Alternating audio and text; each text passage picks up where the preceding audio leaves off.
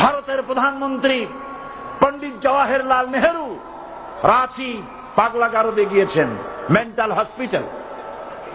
পাগলেরা নেহেরুকে দেখে আশ্চর্য হয়ে গেছে, এত সুন্দর মানুষ, মাথায় কিস্তি টুপি, গায়ে শেরওয়ানি, মুসলমানি ড্রেসই আলাদা। যদিও তিনি হিন্দু ছিলেন, পরেছেন মুসলমানি ড্রেস। শেরওয়ানি কাদের পোশাক? কাদের পোশাক? হাতে ছড়ি নিয়ে হাঁটা, স্টাইল করে, সুন্দর পাজামা, সুন্দর টুপি, সুন্দর সাজসজ্জা করে, মুসলমানদের ড্রেস। এই ড্রেস পরে তিনি গিয়েছেন, সবসময় যে ড্রেস তিনি পরতেন। পাগলেরা জিজ্ঞেস করছে, তুমি কে গো? উনি বলছেন, আমারে চেনো নাই? আমি ভারতের প্রধানমন্ত্রী পণ্ডিত জওয়াহরলাল নেহেরু। পাগলেরা বলছে, ও সেই কথা। আমরাও যখন এই হসপিটালে আসছিলাম, এই তোমার মতো লম্বা লম্বা কথা আমরাও বলছি। থাকো আমাদের সাথে কিছুদিন, তোমার মাথাও ঠান্ডা হয়ে যাবে। ক্ষমতায় যারা থাকে, ক্ষমতার মোহে চতুর্দিকে অন্ধকার দেখে, মনে করে আমার পতন আর হবে না। কিন্তু তোমাকে বুঝিবে যে গোকুলে বাড়ি শেষে। গাড়ির চাকা সব সময় উপরে থাকে না। গাড়ির চাকা সব সময় উপরে থাকলে গাড়ি তো চলবেই না। গাড়ির চাকা ঘোরে বলেই তো গাড়ি চলে। সুতরাং এই উপরে, তোমার চাকা উপরে এখন আছে বলে, তোমার দলের চাকা উপরে আছে বলে যারা মানুষের উপরে জুলুম করছো, আলেমদেরকে ধরতেছো, মুসল্লিদেরকে ধরে ধরে জেলে ঢুকাচ্ছ, সময় আসবে এমন ইন্দুরের গর্ত অপমানা পালাবার জন্য।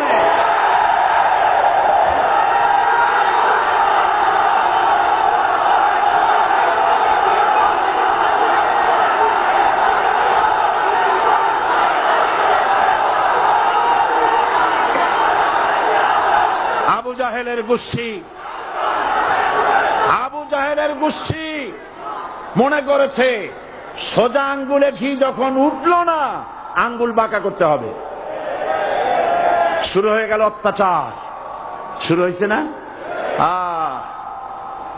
হযরত সুমাইয়া রাদিয়াল্লাহু তাআলা আনহা কি নির্মম ভাবে, নিষ্ঠুর ভাবে তাকে শহীদ করা হলো। খাব্বাব, হুবাইব, হযরত খাব্বাব রাদিয়াল্লাহু তাআলা আনহুকে দেখে হযরত ওমর একদিন বলছিলেন, খাব্বাব, তোমার পিঠে এত গর্ত কেন? এত গর্তওয়ালা পিঠ আর এত চিকুন কোমর আমি তো জীবনেও দেখিনি।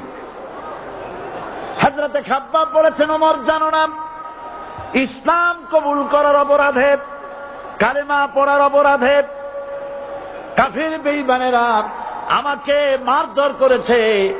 যখন আমি তাদের মারে কালেমা ছাড়ি নাই, তখন আগুন জ্বালায়া আগুনের আংটার উপরে, আংটা আগুনের উপরে আমাকে ঠিক করে শোয়ায়া, আমি যেন নড়াচড়া করতে না পারি সেজন্য আমার বুকের উপরে পাথর চাপা দিয়া রেখেছে। আগুনে গোশত পুড়ে পুড়ে আগুন ভিতরে ঢুকেছে, গায়ের রক্ত আর চর্বি গলে গলে পড়ে আগুনগুলো নিবেছে। ওই পিঠে যে গর্ত হয়েছে, আজও পর্যন্ত সেই গর্ত মিটে যায় নাই। হযরত খাব্বাব রাদিয়াল্লাহু তাআলা আনহু বলছেন, বুখারী শরীফে হাদিসে ভাবে এসেছে, ওয়ান খাব্বাব বিন আরিফ রাদিয়াল্লাহু তাআলা আনহু আন্নাহু قال شكونا إلى رسول الله صلى الله عليه وسلم وهو متوسد بردة له في ظل الكعبة। আমি গেলাম রাসূলুল্লাহর কাছে, যে দেখি হুজুর বাইতুল্লাহ শরীফের ছায়ায় আরাম ফরমাচ্ছেন। আমি কাছে গিয়ে বললাম, আলা তাস্তানসিরু লানা, আলা তাদউ লানা ইয়া রাসূলুল্লাহ। হে রাসূল, আপনি কি আমাদের জন্য দোয়া করবেন না? আপনি কি আমাদের জন্য আল্লাহর কাছে সাহায্য প্রার্থনা করবেন না? মার খেয়ে খেয়ে তো শেষ হয়ে গেলাম। শুনতেছেন আপনারা? আল্লাহর নবী উঠে বসলেন, বললেন, খাব্বাব শোনো, তোমাদের আগে যারা এই পৃথিবীতে এসেছিলেন দ্বীনের দাওয়াত দেওয়ার জন্য, সমকালীন রাষ্ট্র শক্তি তাদেরকে ধরত, ফায়ুখাজুর রাজুলু ফায়ুহফারু লাহু ফিল আরদ, তার জন্য তারে ধরে নিয়া মাটির মধ্যে গর্ত করত, ফায়ুজআলু ফিহা, এরপরে সেই গর্তের ভিতরে তাকে কোমর পর্যন্ত গেড়ে দিত।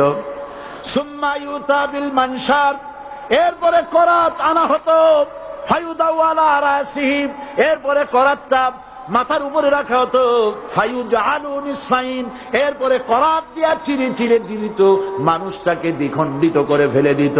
মা ইয়াসুদ্দুহু যালিকা আন দীনি, এত কষ্ট দেওয়ার পরেও, এত জুলুম করার পরেও দ্বীনের দায়ীদেরকে এক চুল পরিমাণ আল্লাহর রাস্তা থেকে তারা সরাই দিতে পারে নাই।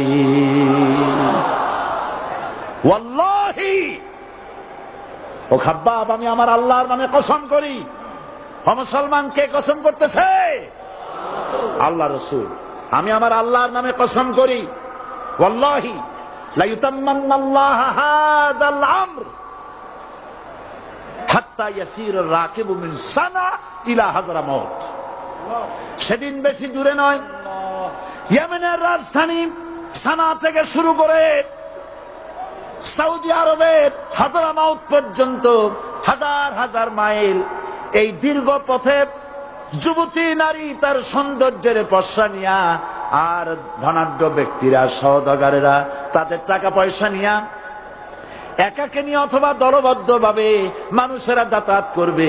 লা ইয়াখাফু ইল্লাল্লাহ, মানুষের মনের মধ্যে কোনো ভয় থাকবে না। এমন একটা সময় আসবে, ওয়ালাকিন্নাকুম তাস্তাজিলুন, অথচ তোমরা বড্ড তাড়াহুড়ো করছো। তাড়াহুড়ো করো না, অপেক্ষা করো, ধৈর্য ধরো, মার খাও, জেলে যাও, শহীদ হও, আল্লাহর রাজ কায়েম হবেই হবে।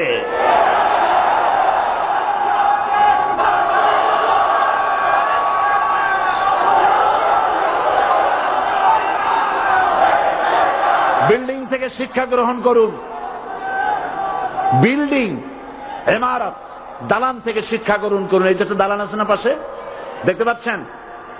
এই দালান কি দিয়ে তৈরি করা হয়েছে বলেন? ইট। সমস্ত ইটেরা যদি ধর্মঘট করত, আমরা কেউ মাটির তলায় যাব না, কেউ আমরা আগুনে পুড়ে ঝামা হব না, পিক হব না, কেউ আমরা টুকরা টুকরা হব না, সবাই থাকবো উপরে উপরে, তাহলে কি দালান হইতো নাকি?